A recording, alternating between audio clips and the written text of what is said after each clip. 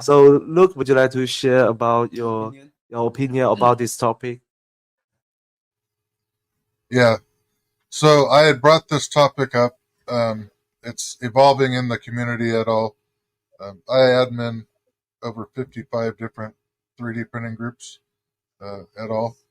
And so there's this community based struggle back and forth between ptfe lined hot ends and all metal hot ends. And we'll do this a quick explanation for those that are new because we have the new people coming into the community. So in the early days of 3D printing, we had just a metal sleeve going down to the nozzle. And when the filament goes down in there and gets hot, when you do retractions coming back and forth, it would stick in the transition zone between hot and cold and jam, and it would cause problems. Well, we figured out at the manufacturing level that if we do a PTFE liner down to the top of the nozzle, that PTFE has no friction to the to that transition zone, and it allows it to print better and less clogs and less retraction problems, right? So the manufacturers gave the users what they asked for. They wanted a printer that would print PLA and most basic under 260 degrees that would work reliably without having issues. So they went to PTFE line because it was the best thing that was available for people with less experience on how to work with an all metal hot end and keep it working. So fast forward 5 years later, lots of people want all metal hot ends, and they're pushing the manufacturers to do all hot ends as all metal. And I can't say that I agree that every printer should start out with an all metal hot end. Um, I'm going to throw a caveat out here. The cost of a bimetal heat break, which is the new popular thing to put in to make it all metal, is only like, well, retail cost, we'll say $12, right?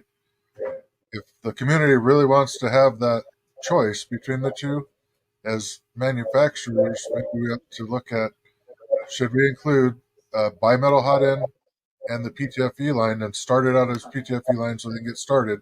And if they choose, then they can make it all metal, and then it's their choice on what they're doing, or something along those lines.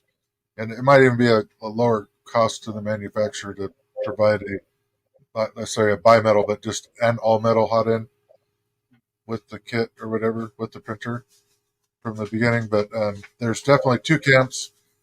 Each has their own merits. And then there's another thing that we're running into is everybody's going to all metal hot ends. They're having troubles with them. And there's, in the riprap days, people understood if you had problems with sticking in the transition zone, you could season it. Seasoning is done by different people different ways, but the most common way to do it is to put a little bit of vegetable oil or avocado oil or high temperature cooking oil in a rag or a sponge and put a little bit on the filament so it gets down at the hot end, and then it creates like a cast iron pan, sort of non-stick area in that transition zone so that the filament will then feed better and not hang up if it happens to overtract a little bit or something. It doesn't get stuck in that transition zone, which is called seasoning an all metal hot end. So there is maintenance that can be done with that. We can talk about polishing metals or whatever. There's a whole bunch of stuff that goes with that or whatever. But these are the things that I see playing out in the community, in that they're pushing more and more for all metal, but not everybody's ready for all metal. So we either need to come up with that happy medium of we provide it with PTFE and an all metal if you want to switch, and then we can work on the community education on the pitfalls that can be of what you need to understand to run all metal hot ends without having too many headaches.